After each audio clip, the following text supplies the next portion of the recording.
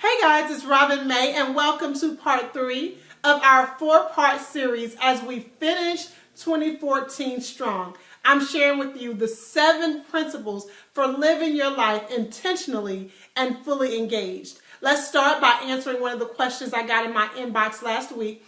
And someone said, Robin, once I acknowledge what it is I know God has called me to, or once I acknowledge what my gifting is, what am I supposed to do with it? I don't know what my next step is. And often people have that struggle because we think, once I know what I'm called to do, I'm supposed to abandon everything else. If I have a really good paying job, I'm supposed to just leave my job and pursue a calling.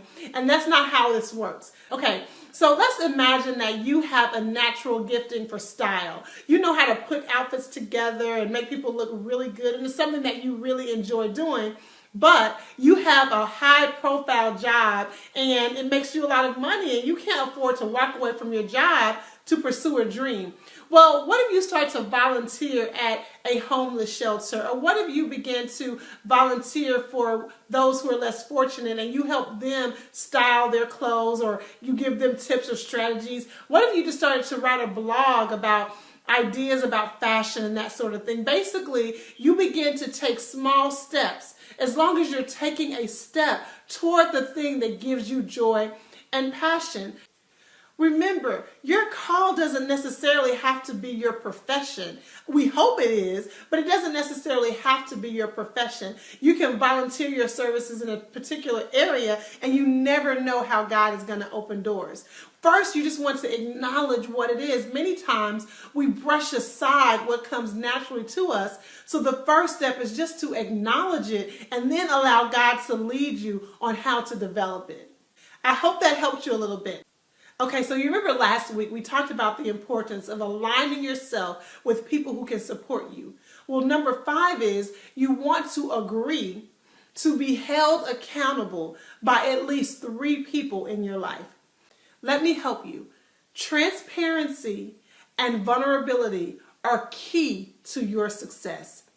Transparency and vulnerability. Don't get me wrong. It doesn't mean everybody that you meet you have to say, hi, my name is Robin, and here is a list of all of my issues. No.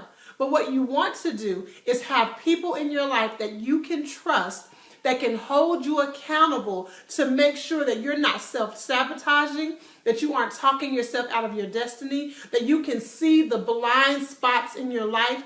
Listen, we all have blind spots. And if no one in your life is able to point your blind spots out, you run the risk of getting to a certain place in your life and your character cannot sustain your success. So you want to make sure that you're held accountable by at least 3 people.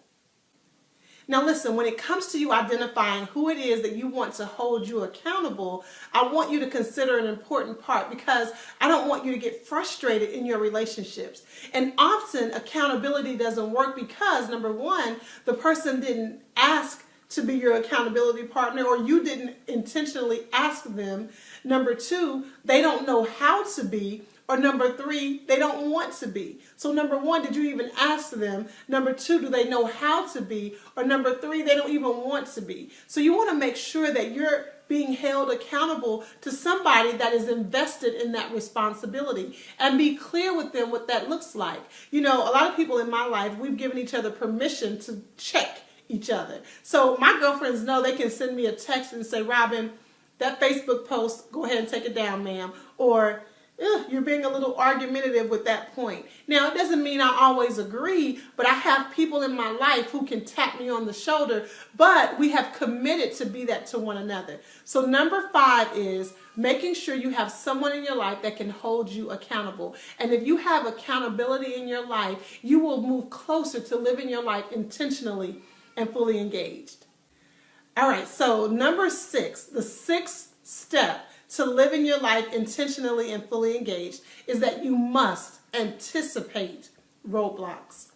Listen, the road to success, to freedom, to peace is peppered with roadblocks. You must anticipate roadblocks.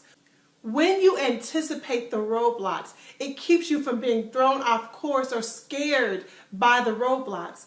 They are there to either grow you or to stop you. And I promise you, God wants them to grow you. It's in those difficult times that your true strength is developed. And so you don't want to be afraid of it. You just want to anticipate roadblocks. Now, you may not know exactly what the roadblock is, and you may not know exactly how to get around the roadblocks, but that's where your accountability partners come in. That's where your prayer strategy comes in. But as long as you know that you aren't doing anything wrong, that you aren't off track just because something comes up to try to stop you.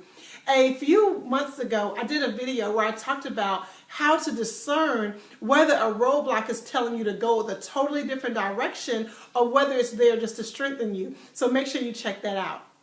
Okay, so we're done, y'all. Number 5 is you want to make sure you're held accountable and you agree to accountability. And number 6 is you have to anticipate roadblocks. If you're going to live your life intentionally and fully engaged, both of those strategies are critical for you getting to the place where you want to be. All right, so what's your assignment? I want you, number 1, to identify 3 people that you know can hold you accountable and reach out to those 3 people. And then your next assignment, I want you to think back over your life and think about those roadblocks you've experienced in the past and how you came through them and you're better because of it. Remembering those things will give you strength for your journey ahead.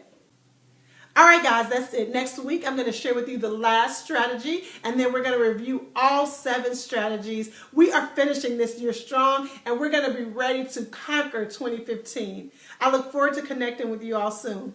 Bye.